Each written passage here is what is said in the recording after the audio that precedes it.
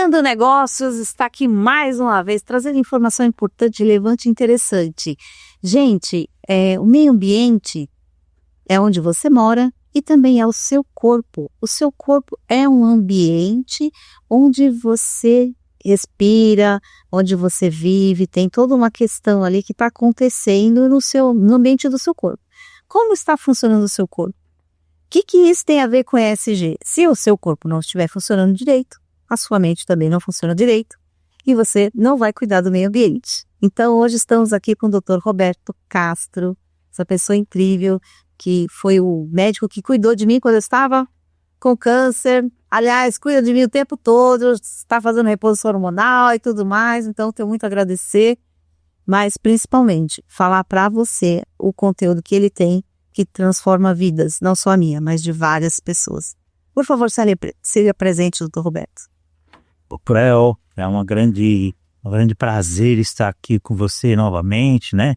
Lembrando aí a minha formação, né? Sou enfermeiro, professor universitário, dou aula na Faculdade de Medicina, Faculdade de Enfermagem, trabalho com os processos integrativos, especialista em tratamento de feridas, especialista em tratamento e regeneração bioortomolecular, né?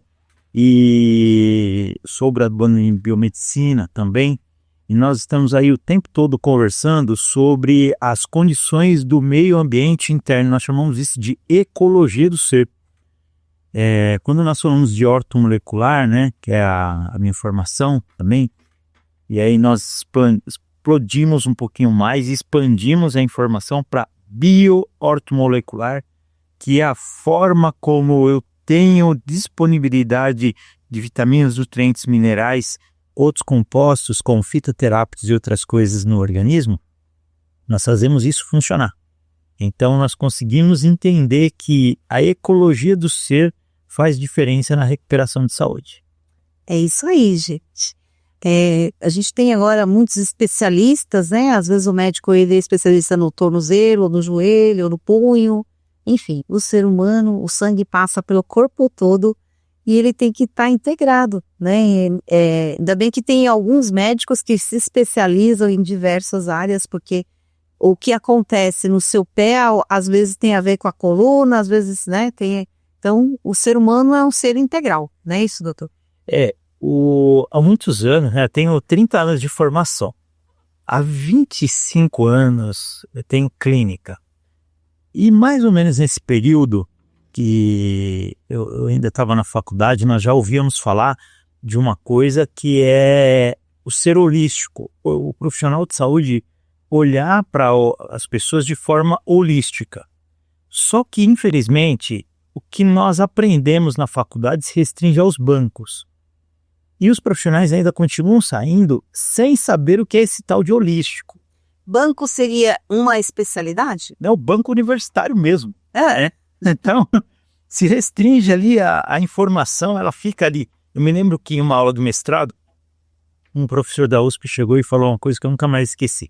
Ele falou, olha, nós temos 2 tipos de ciência, ou 3. A ciência básica, na formação universitária, que leva à graduação, a pós-graduação lato sensu, e a pós-graduação stricto sensu, mestrado e doutorado. Então, o objetivo do mestrado e doutorado é fazer pesquisa, mostrar e explicar por que acontecem as coisas.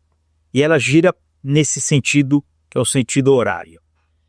Já a pós-graduação lato sensu, ela tem o objetivo de colocar a pessoa no mercado de trabalho, se tornar um especialista para resolver um determinado problema. Então, ela gira num sentido anti-horário. E as duas não se conversam. Então, a maior parte das vezes, e até o que nós vamos conversar aqui, nós vamos conversar baseado nas pesquisas de mestrado, de doutorado e as publicações que hoje se colocam como publicações científicas. E que as pessoas às vezes confundem um pouco quando falam, isso não tem comprovação científica, mas elas nem sabem direito o que elas estão querendo dizer com isso, porque as publicações estão aí, mas é uma publicação stricto sensu, ou seja, quem faz mestrado e doutorado gira para cá, quem faz especialização gira para lá. Então fica uma coisa que uma situação não se conversa com outra e os profissionais não conseguem se entender. Quem dirá a população como um geral. É verdade. A gente vê hoje que cada vez mais os bares saem dos bairros e entram na farmácia. Então, isso é um indício claro de que a população está adoecendo, né? Quanto mais farmácias a gente precisa, e tem fila nas farmácias. E as farmácias trabalham 24 horas e as pessoas estão em toda hora na farmácia. Antigamente, o índio, ele não usava remédio nenhum, ele estava vivo. Então, o que será que a gente fez hoje que a gente precisa de tanto remédio? É remédio para dormir, é remédio para acordar, é remédio para ter atenção, é remédio para relaxar? O que está acontecendo, doutor? Então, é bem interessante isso. O ano passado saiu uma publicação da revista Trip, que trazia na capa justamente um jovem com um remédio na boca. Então, você tem um jovem que hoje precisa de remédio para ter uma relação íntima. Você tem um jovem que precisa de remédio para dormir. Um jovem que precisa de remédio para acordar. E quando nós falamos do jovem, nós dividimos isso em algumas áreas, né? Porque assim, até os 38 anos, o nosso corpo, ele é um corpo ainda jovem e ele vem em um ascendente. Então é nesse momento que o corpo, ele realmente sai da idade zero, vai até os 38, sempre uma característica que nós chamamos anabólica, ele só cresce. Tanto é verdade que quando você olha para hospitais, tem hospital pediátrico, hospital de adultos, mas que não é chamado de adultos, é só chamado de hospital. Existe hospital geriátrico, mas não existe hospital ebiátrico. E pouco se ouve falar de ebiatria, que é de adolescência. Então... Eu nunca ouvi essa palavra. Pois é. O hospital pediátrico, ele é sempre pequeno. Porque as crianças pouco adoecem. E aquelas que adoecem, elas já trazem informações de genética e epigenética, ou seja, epi é sobre a genética, fator genético é um fator que nós trazemos de até 5 gerações atrás. É mesmo? Exato. Então, a cor do cabelo, a cor da minha pele, meu tom de voz, isso são fatores que são chamados fatores genéticos. Então, eu vou dar um exemplo, né? Eu tenho 3 filhas, eu tenho uma filha, minha filha mais velha, ela é de uma mulher negra, mas ela é mais clara. E as minhas outras 2 filhas, elas têm a mesma tonalidade da minha pele e da minha ex-mulher. Isso é normal. Por quê? Porque na variação genética, eu sei que na minha família, eu tenho mistura de raça lá atrás e eu tenho até uma bisavó, uma trisavó, na verdade, que tinha olhos claros. Eu não a conheci, mas a minha avó contava. Então não foi surpresa quando eu tive uma sobrinha que nasceu com olho claro. Nós já sabíamos que podia acontecer. E a minha filha nasceu com a pele mais clara, porque isso é uma questão de genética. Certo. É uma informação pequena que gera até 5 gerações. Ela faz até 5 gerações.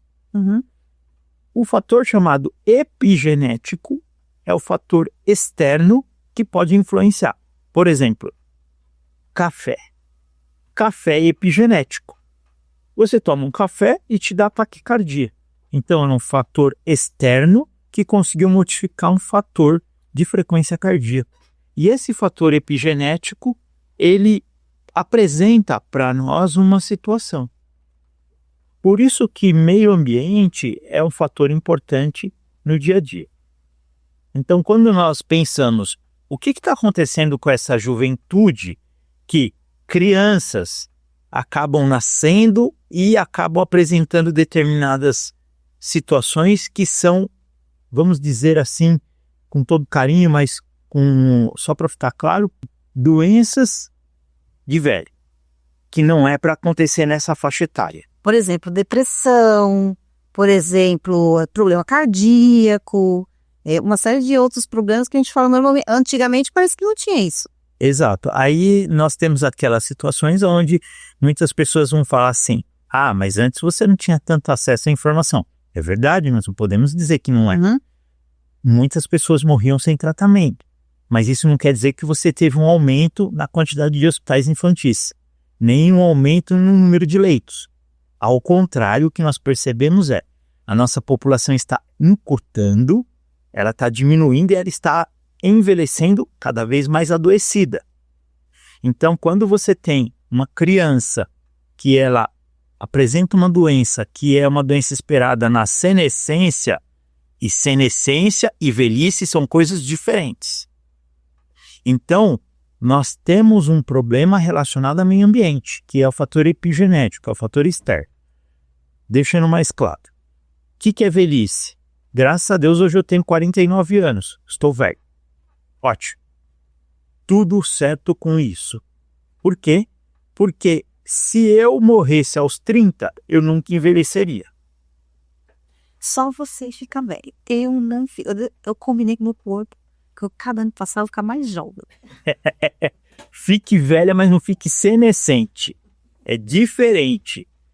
A senescência é o que causa doença. Então, acabei de sair da clínica, recebi uma senhora, 77 anos, e ela falou assim, eu estou bem. Ela estava, para mim, ela foi exatamente o espectro da etariedade que ela estava falando, ela está incomodada com isso. Ela falou, eu não preciso que as pessoas olhem para mim e falem só porque eu estou velha. Não preciso, eu estou bem. Isso quer dizer o seguinte, que a mente e o corpo dela tem muito pouco senescência, porque se ela tivesse senescência, ela podia ter 20 anos e não ter energia para poder fazer as coisas. Isso é o aspecto de senescência. Então, mas não seria, aos 20 anos não seria velhice, mas seria senescente. Então, são essas coisas que a senescência traz e traz relacionado ao meio ambiente. Então, a pele fica mais envelhecida do que deveria.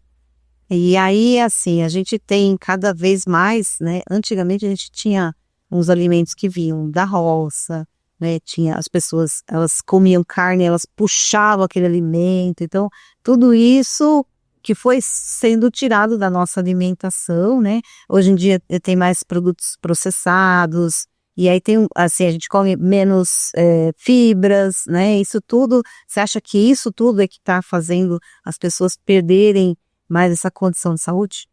É importantíssimo isso, Cléo, e quando nós falamos isso, né? Eu sempre falo o seguinte, eu vou falar, mas não é um achismo, né? Não estou baseado nas minhas opiniões, mas nós vamos lidar sempre com estudos que estão falando sobre isso. Hoje nós temos muito produto alimentício e pouca comida. Sim. Há alguns anos atrás, eu estive em uma cidade de Minas Gerais e um amigo meu de uma grande empresa falou para mim, olha, eu sou diretor comercial de uma grande empresa de proteína animal e quanto mais gente nasce no mundo ou cresce no mundo, mais falta comida. Então nós temos como objetivo fazer comida. E é isso que vem ocorrendo, já tem mais de 10 anos que isso aconteceu. E eu passei a observar a partir disso, e é fato. O que quer dizer fazer comida? Fazer comida quer dizer que quando você vai ao supermercado, você encontra lá um alimento e quando você olha os ingredientes dele, você tem uma lista enorme de coisas ali e aquilo é tudo, menos aquilo que fala que é. Então, fazer comida é fazer alguma coisa que tem cara de comida, tem gosto de comida, tem textura de comida, mas não alimenta. Exato. Então isso não é comida, isso é produto alimentício. Hoje se você pegar um pão desses embalados, mesmo aquele que diz que é integral, você vai ver ali cerca de 8 a 10 tipos de ingredientes. Então aquilo é uma mara louca. Não era só farinha para fazer o pão? Antigamente era só farinha. Antigamente era só farinha. E aí quando você pensa, vamos pensar em uma mexerica. Ela é integral. O que tem na mexerica integral? Mexerica? Mexerica. Simples assim. Mas ela não veio escrito ingredientes mexerica. Você sabe que ali é mexerica. Só que temos alguns problemas. Porque hoje você pensa numa mexerica, quem já sentiu o cheiro de uma mexerica de verdade, sabe que ela tem características que nós chamamos organolépticas. Ou seja, ela tem uma cor ela tem um tamanho, ela tem uma textura, ela tem um sabor, ela tem um cheiro, ela tem nutrientes específicos relacionados a isso. Você chega em muitos lugares hoje e olha uma mexerica, né, para quem é daqui, quem for do sul vai ser bergamota, você pega aquela fruta, aquele fruto, e você não sente o cheiro de mexerica. Você vê outras características e se parar para estudar, como tem vários estudos bioquímicos, mostra que ela não tem as características esperadas daquela mexerica. E por que isso acontece? LKN Cortinas. Cortinas, persianas, papel de parede, tapetes, tudo personalizado para trazer mais conforto térmico, conforto acústico, controle de privacidade e luminosidade. Sabe quando você quer fazer aquele trabalho? Fica uma luzinha na sua vista atrapalhando, te dando desconforto e tudo mais? A gente pode te ajudar com isso. Chame 11 9 80 80 14 48. LKN Cortinas. Porque muitas vezes na própria produção você tem uma demanda comercial que exige que tenha mexerica o ano inteiro. E isso não existe na natureza. Então, para romper o ciclo, que é um ciclo chamado um ciclo sazonal, e também para nós seres humanos, nós vamos entender que esse ciclo, ele é um ciclo como o sono, como o acordar, como o dormir, e nós vamos chamar isso de ciclo circadiano. Então esse ciclo ele é rompido em nome do comércio. Então aí é que nem as galinhas que produzem ovo, né, em função de uma iluminação artificial que interfere nos hormônios dela. É isso daí que o senhor está falando? Exatamente, porque se você pega e você utiliza uma luz artificial para você poder induzir um resultado, você vai romper o chamado ciclo circadiano, que seria o ciclo natural. Ciclo circadiano é uma coisa extremamente antiga, Cleo. É uma coisa que tem mais de 5.000 anos. A medicina tradicional chinesa já falava de ciclo circadiano. E quando nós falávamos, éramos taxados como louco. 2015 foi Prêmio Nobel de Medicina, ciclo circadiano. Então, o alimento, a vida, o ser humano tem ciclo circadiano. O ser vivo tem ciclo circadiano. Galinha tem, planta tem. Então, quer dizer que quando eu rompo aquele ciclo entre estar pequeno, crescer, aumentar a capacidade de reproduzir e morrer, eu vou romper o ciclo de várias vidas ali. Isso é ESG. Então, eu rompo aquilo e no final eu tenho entregue um alimento levemente maduro, mas sem as necessidades e as características necessárias. O nosso corpo às vezes não reconhece isso, porque o nosso corpo ele precisa ter características e ele precisa ter receptores específicos para esses alimentos. Quando ele não tem esse receptor, ele vai cursar com alguma alteração que mais à frente eu vou chamar de doença. Então eu estou imaginando aqui que você está falando, né, que, por exemplo, no meu estômago cabe meio quilo de comida. Se eu não comi comida, comi um produto alimentício que não vai me alimentar, eu não vou ter capacidade de comer comida. Mas você está falando de outra coisa. Você está falando da absorção do organismo, que ele acaba não absorvendo os nutrientes normais, é isso? É a mesma coisa. Porque seja um alimento, um produto alimentício, um produto natural junto, tudo precisa de receptor. Porque o corpo ele precisa pegar aquele alimento, ele precisa transformar aquele alimento. Vamos pegar uma coisa mais simples. Decidi me matricular na academia e decidi que eu tenho que ser fortão, que tem um braço enorme. Certo. Então quer dizer que para fazer isso, esse fisiculturista, halterofilista, ou essa pessoa vai falar, tem que ganhar músculo. E eu ouvi falar que músculo é proteína. Então eu vou comer proteína.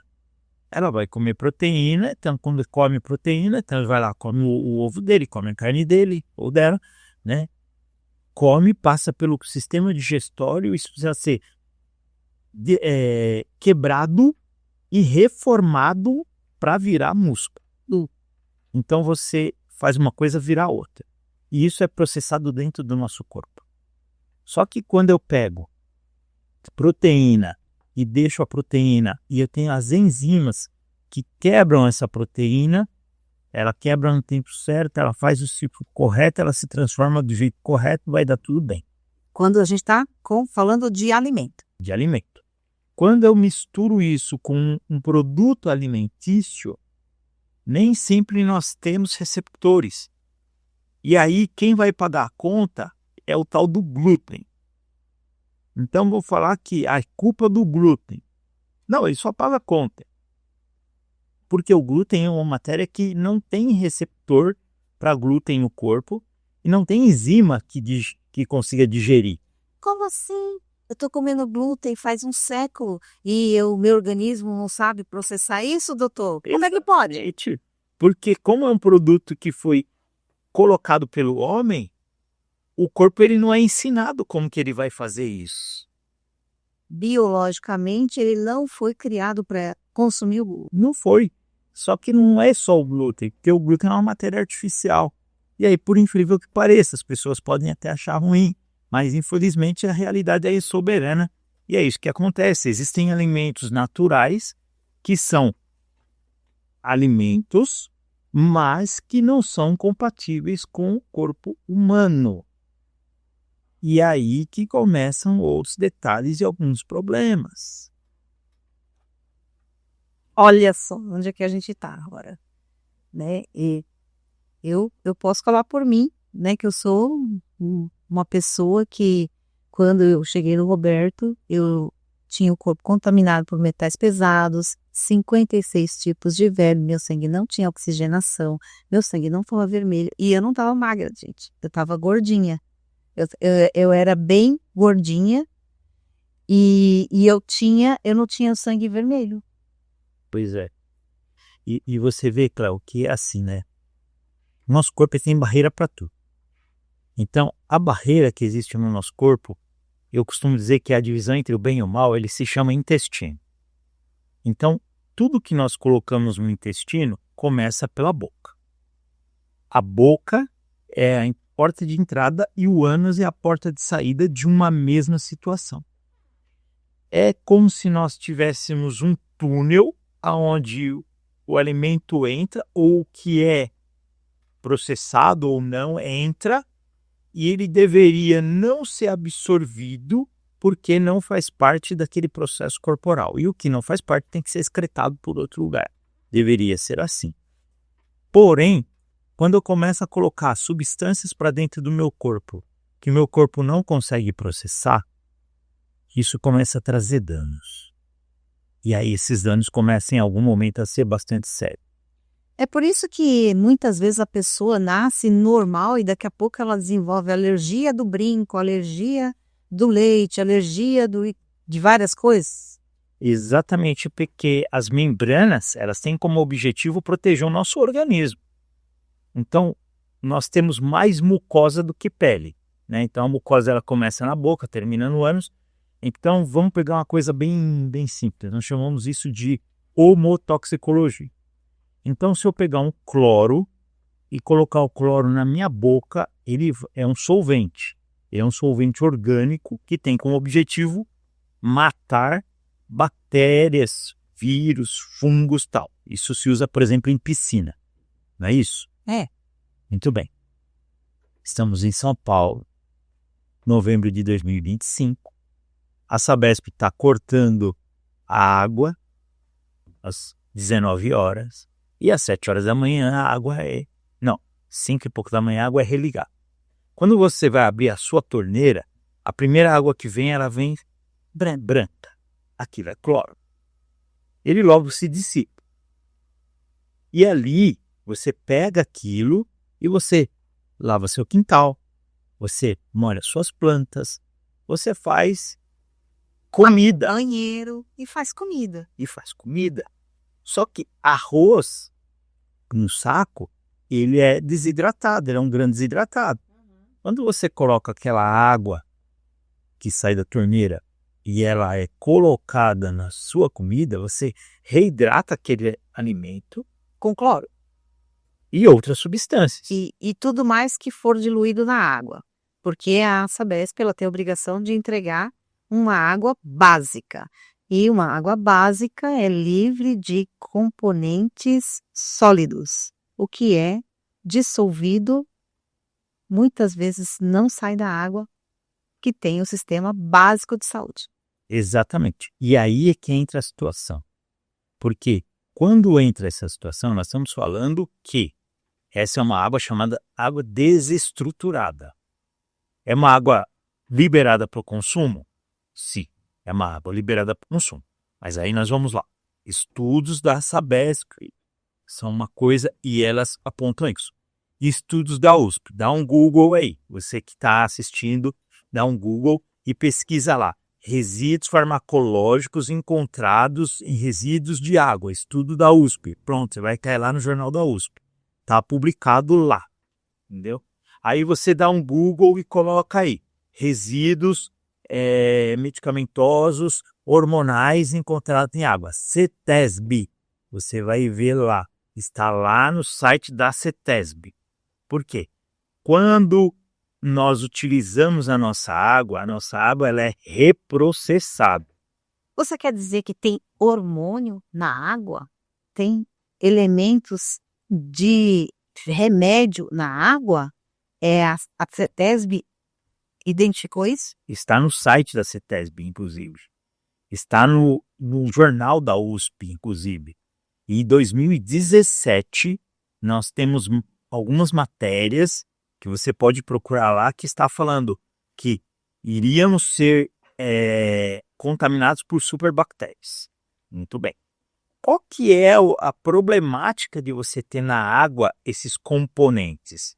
O problema é que quando esses componentes eles estão na água, o nosso corpo ele acaba recebendo essas informações e essas informações elas ocupam os canais de recepção. Ou seja, nosso corpo trabalha com um sistema chamado chave-fechadura. Então eu tenho um mineral, tenho uma vitamina, tenho uma determinada coisa que ela tem que se ligar. Eu tenho um químico que ele tem que se ligar e ele vai se ligar transportado através de água. Quando começa a vir isso de meio externa, nós chamamos isso de de estrangeiro, estrógenos. Então, muitos desses hormônios que vêm, muitas dessas medicações que vêm, elas vêm e elas causam recepção e reações no nosso corpo, porque nós acabamos com um efeito cumulativo no nosso organismo. Então, quando a pessoa ela não soa, quando a pessoa ela não tem uma eliminação de evacuação, quando a pessoa tem um efeito cardíaco relacionado ao seu meio ambiente, ela muitas vezes tem esse resultado. E esse resultado está muito ligado à sua água. Porque as doenças veiculadas por água, elas são o tempo inteiro a maior problemática do mundo. Mas a água, ela é mais de 50% do nosso corpo. Quando a gente se hidrata, a gente está consumindo a água que a gente recebe, ou do Sistema Básico de Saúde, ou de outras fontes, que são mais limpas, não é isso? Isso. E se for um sistema básico que não que tem outros componentes farmacológicos, o que isso pode dar? Aí, assim, nós temos alguns estudos mostrando várias coisas que podem acontecer. Mas eu vou pegar isso e nós vamos para a época do chikungunya, para nós podermos observar. Bom, o que nós tivemos com a chikungunya? Né? Lembrando que a chikungunya tinha e tem como vetor o Aedes aegypti, o mesmo mosquito que pica, né? E aí é o caso a fêmea que pica e que traz a dengue, as chamadas arboviroses, traz dengue, traz chikungunya, também é a pernilonga. Muito bem. Quando houve a questão da chikungunya, houve na região, principalmente na região nordeste, várias cidades que tinham evento da microcefalia, como um efeito da chikungunya. Sim.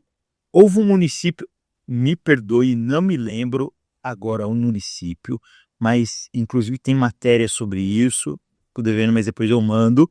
Houve um município que ele não tratou a sua água, porque o prefeito achou que era besteira. O que aconteceu? Ali é um município que tem a maior concentração de crianças com microcefalia. relacionada a evento água, relacionada à contaminação, porque nós sabemos que qual é o vetor? É o Aedes aegypti, mas ele precisa de água para ele se reproduzir. E ele precisa de água limpa, entendeu? Mas água limpa não quer dizer água descontaminada. Sua marca está pronta para o futuro? A revista Linkando Negócios te conecta com os líderes e empresas que estão moldando o amanhã. Somos a plataforma ideal para quem busca impactar no mundo dos negócios e na sustentabilidade. Anuncie na Linkando Negócios e posicione sua empresa entre os inovadores. Nós estamos falando de ESG. E se você ainda não entendeu que a sua família, você, está tendo problema de saúde, se você está tendo transformações no ambiente, se você está observando pessoas com formatos diferentes em função da contaminação do ambiente onde você vive, lamento te trazer essa informação, mas é real, né? Nós estamos vendo cada vez mais as pessoas com problema de concentração, problemas de uma série de coisas em função, possivelmente, da contaminação da água. A gente já ficou sabendo até de peixe que tinha contaminação por cocarim, né, que saiu em alguns lugares.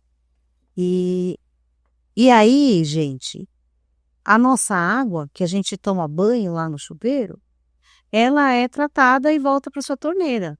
Então, se você usa muito creme, cheio de benzeno, cheio de hormônio feminino, cheio de... Como é que faz? Isso daí é diluído na água? Isso não é um elemento sólido que é retirado da água. Exatamente, Porque assim, as companhias, elas não têm como retirar esses elementos da água. Isso impacta uma população inteira. Então, quando você pega, por exemplo, benzeno.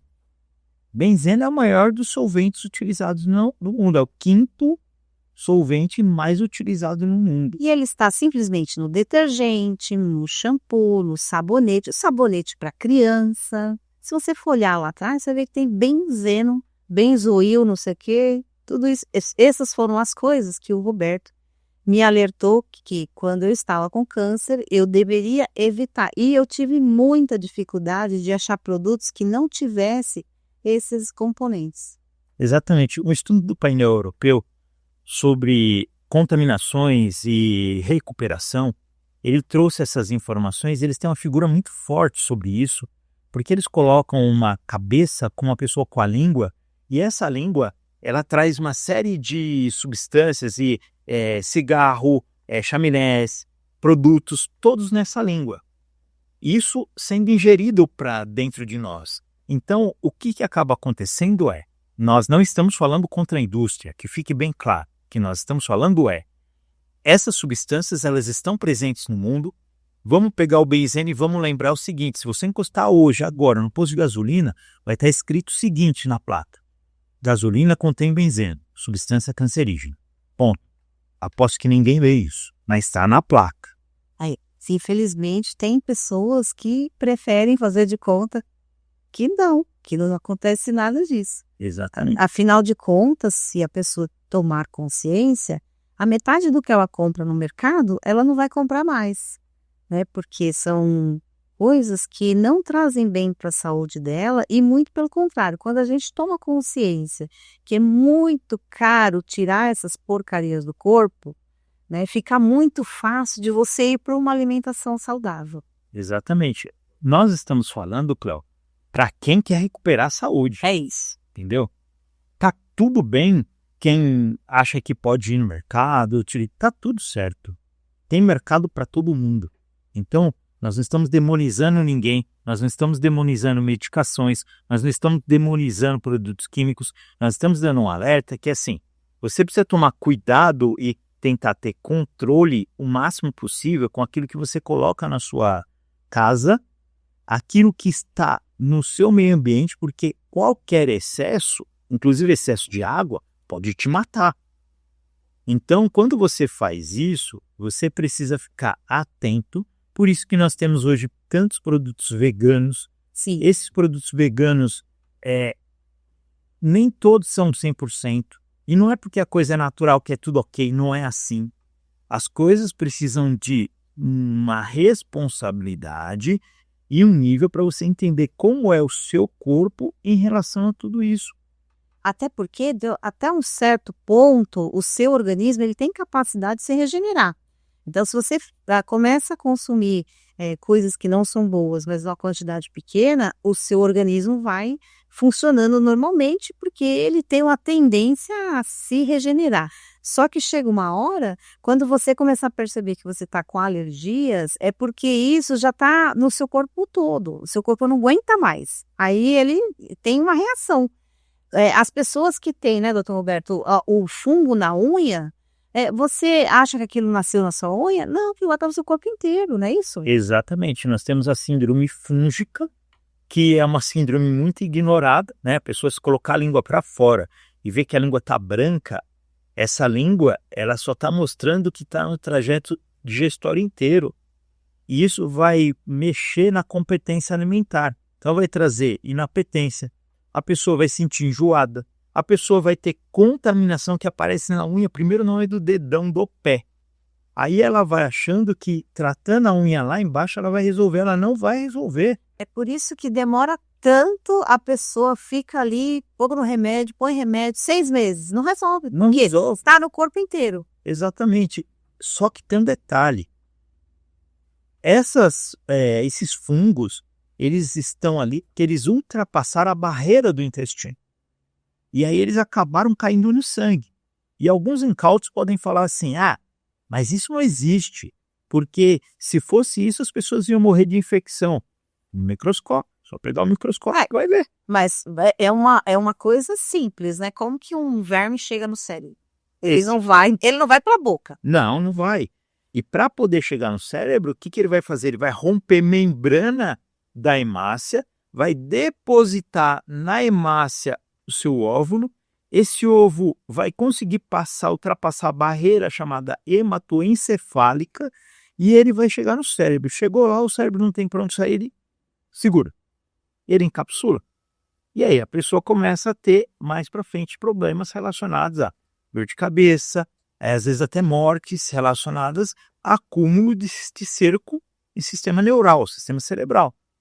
Então, é esse o alerta que nós estamos dando para entender que nós precisamos manter as nossas barreiras de defesa íntegra.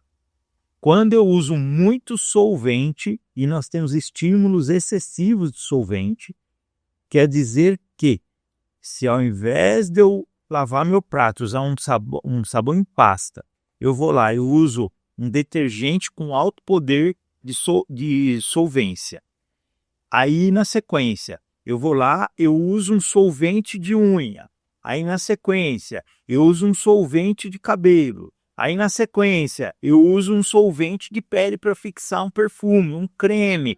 Quer dizer, eu estou colocando uma série de estímulos que vão dissolvendo barreiras e a barreira perde a efetividade. O que era fora passa para dentro, o que era de dentro não consegue passar para fora, e aí vem os eventos alérgicos. A alergia não é ruim. A alergia não é ruim. A alergia é fisiológico. O ruim é anergia, que é a ausência de resposta. Aí a pessoa morre. Tá. Então é melhor ter alergia do que morrer. Muito mais triste, gente. Agora, o que nós fazemos é silenciar a alergia. Como assim? Você imagina que nós temos um carro, Aí nós compramos o carro mais caro do mundo e você encosta no posto e fala, é hora de trocar o óleo, a primeira troca. O frentista olha e fala, olha, eu tenho um óleo aqui para o seu carro, esse óleo custa R$5.000 e ele vão 5 litros. Tem que usar esse óleo. Aí você olha e fala, é caro. Ele fala, não, mas tem aqui um óleo que custa R$5. Se você quiser, você pode usar, o carro é novo, ele vai pegar. Olha óleo. A pessoa pode olhar, pensar, R$5 para 5.000 é muita diferença, põe esse aí. A pessoa vai lá e coloca. No painel do carro vai começar a aparecer uma mensagem. Porque aquilo não foi programado para aquele tipo de óleo, foi programado para outra coisa. É quando aparece nos exames uma mensagem. O que nós fazemos? Nós colocamos um esparadrapo no painel e seguimos viagem. Quer dizer, você põe um antissintoma e mantém o hábito. A conta não fecha, porque vai dar ruim, entendeu? O problema é que as pessoas não conseguem observar o que elas fazem. Por isso, alguns estudos são muito difíceis de comprovar. Porque, por exemplo, quando você fala em matéria alimentar, nós temos diversos alimentos que eles não estão sozinhos no corpo. Porque, como eu costumo dizer, é o seguinte: uma coisa é água, outra coisa é água com sal, outra coisa é água com açúcar, outra coisa é água, sal e açúcar. Então, nós falamos de várias substâncias com os mesmos princípios, mas que quando eles estão juntos, eles viram uma outra coisa. Uhum. Então, cada situação é uma situação. E você, para poder entender aquilo que lhe faz mal, você precisa observar. Por isso que, quando nós começamos o tratamento, primeira coisa, nós cortamos tudo que faz mal. E aí foi o desafio, que ele falou assim, você quer comer, você prefere, tem gente que tem coisa pior que você e vive, tem gente que tem coisa menos pior que você e morre. O que você quer? Eu falei, eu quero te ter. E ele falou, você quer começar quando? E agora. Ele falou, então tá, então ó, estamos cortando tudo. Muita coisa, gente, muita coisa foi cortada da minha alimentação, me adaptei muito bem, até hoje eu evito esse bando de coisa que não faz bem para mim. Principalmente a carne, né? Que a gente identificou que eu tenho sangue A. E como eu tenho sangue A, o meu organismo não precisa comer carne. Queria que você falasse um pouco sobre isso depois. E quem tem sangue O que precisa comer carne, né? Então foi maravilhoso entender isso, porque eu parei de ficar inchada, que eu não sabia que eu comendo carne ficava inchada, e acabei descobrindo isso. Mas um ponto que você falou é importante, que são os solventes, né? Existem os solventes que você passa na pele, que você passa na unha, que você passa no cabelo, mas existem os solventes que são voláteis, que você não passa na sua pele e ele pode alcançar o seu bebê, sem o bebê chegar perto dele, que são os componentes voláteis que quando você ingere, eles entram em você e rasga tudo. E você falou 2 pontos primordiais, extremamente importantes. Os fitalatos, né, que são os voláteis. Talvez as pessoas não saibam, mas quando você pega um copo plástico reciclável, ele divide por números. Então, os de número 6 e 8, eles não devem ser utilizados principalmente para substância quente. Por quê? Quando você coloca uma substância quente, um chá, um café, uma água e um copo de plástico, o que acontece? Ele tem um efeito de solvência. E aí aquilo ali é liberado vapor. Então o plástico vaporiza e quando você consome, você engole aquele vapor, que é justamente o solvente volátil. E isso, quando entra no corpo, altera a composição de membrana corporal. Os profissionais hospitalares que têm dúvida do que eu estou falando, solicito que vocês pensem na pediatria quando nós temos frascos de vidro no ano de 2025 com alguns componentes relacionados a alimento e alguns componentes relacionados à medicação. Vocês sabem do que eu estou falando. Porque o fitalato, ele tem alteração de membrana. E ele tem alteração bioquímica. Então, presta atenção se você falar. Para você ter noção que se você é profissional de saúde e você não conhece de pediatria, você não sabe do que nós estamos falando. É por isso que houve mudança nos frascos de vidro, nos frascos Ecoflac e outros tipos de fatores. Em um mundo que clama por responsabilidade e inovação, nasce uma coletânea única, mostrando que o ESG não é apenas um conceito, é o caminho para o futuro. Neste livro, líderes e empreendedores compartilham soluções para os desafios do nosso tempo, como energia, água, reciclagem, inclusão social e muito mais. Faça parte dessa história e garanta seu capítulo na coletânea de práticas ESG da Linkando Negócios. Solvente tem ação imediata. Então, se você pegar, por exemplo, você pintou a unha. Aqui nós temos uma composição multifatorial aqui na unha. Aí você vai lá e passa uma tinta aqui. Para retirar essa tinta, você vai usar o solvente. Quando você usa o solvente, você encostou, a pessoa vai considerar o solvente bom, aquele que você encosta, ele derrete aquela substância na hora. Só que muitas vezes derrete tanto que para aqui na unha sobe e você sente o gosto na boca. Isso quer dizer que ele entrou na sua corrente sanguínea, pegou e em menos de 1 minuto ele circulou no corpo inteiro. Nossa. Aonde aquele solvente cair, ele vai fazer o papel dele de solvente. E o papel de solvente é dissolver, simples assim.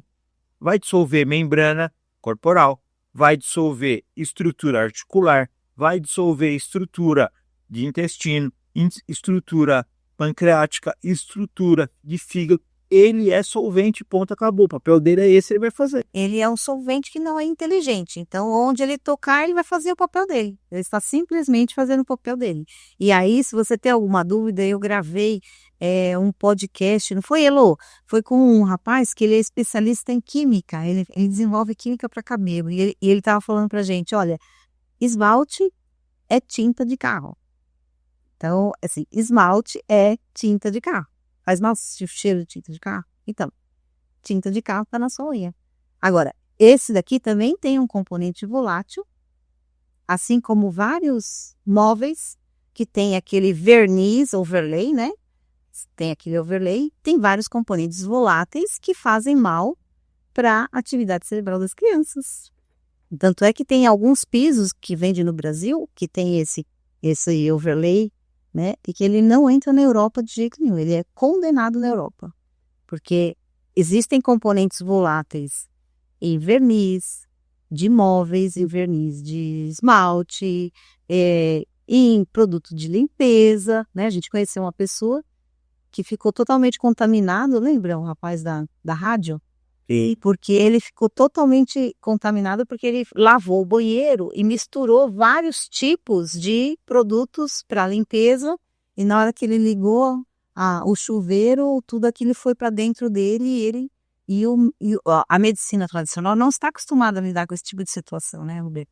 é complicado porque muitas vezes o profissional ele é treinado para reconhecer o evento da doença, mas ele não sabe ajudar a recuperar na saúde, porque nós temos que ir por um outro caminho. Geralmente nós vamos parar aonde eu estou por histórias pessoais, eu não sou diferente. Então, você reconhece, por exemplo, uma situação quando uma pessoa vai lá, ela coloca cloro, sabão em pó, mistura qualquer outra coisa e joga no banheiro. Ele colocou mais 2, mesoforme e aquele outro azulzinho. Isso. Para ficar um cheirinho bacana, porque ele viu o mofo no azulejo. Só que tem um pequeno detalhe. É como eu falei, água é uma coisa, água e sal é outra, água, sal e açúcar é outra coisa. Misturou esses produtos, ele fez um subproduto, não sabemos nem qual é. Mas ele tem um alto poder de solvência.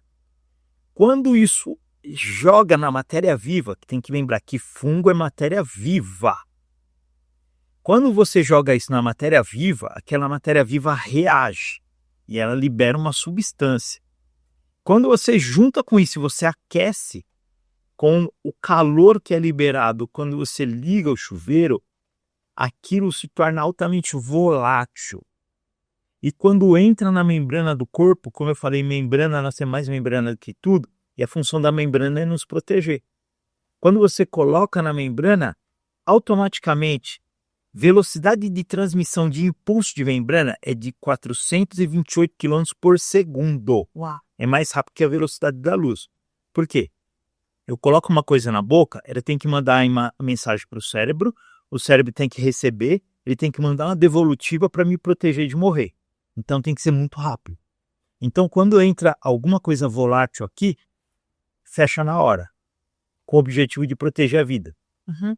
E nessas condições, muitas vezes as pessoas morrem, porque ela entra às vezes em um processo de alergia severa, aí é onde dá um quadro que chama anafilaxia, e aí é fatal. Quem tem sorte consegue responder. Agora, voltando lá, quando nós temos principalmente mulheres com excesso de toxina no corpo, e elas começam a não ter capacidade de resposta, porque ela põe um brinco e a orelha incha, ela passa um batom, a boca incha, ela põe um esmalte, O olho incha. o olho incha, descasca. Eu tenho um caso de uma jovem de 16 anos que o rosto inteiro derreteu. Essa jovem, ela na época tinha 16 anos, reprovou 2 vezes, ela voltou 10 anos depois. Reprovou Eu o tenho- quê? Reprovou na escola. Ela estava em depressão, que a pele dela estava derretendo. E era o esmalte. Nós descobrimos. Ela voltou 10 anos depois. Eu tenho a foto dela 10 anos depois, com tudo interessante, né? Por quê? Porque nós reconhecemos na hora, identificamos, tratamos, falando, não vá mais por aqui. Entendeu? Então, isso acontece porque o corpo, ele começa a receber estímulos de solvência, é como se você queimasse o receptor e ele passa a perder a capacidade de resposta e defesa. Você quer dizer, o corpo, por exemplo, ele não vai fechar a garganta, né? Ele perde essa capacidade de fechar a garganta e aí toda essa porcaria entra para dentro. Não, ele fecha, mas ele perde a capacidade de devolver o funcionamento normal. Porque ele travou, queimou. E aí ele não consegue mais voltar à normalidade. Voltar à normalidade quer dizer, ele se defendeu de uma agressão, desinflamou, voltou para a atividade normal. Então, quando eu tenho muita exposição contínua, o meu corpo fica de inflamação em inflamação.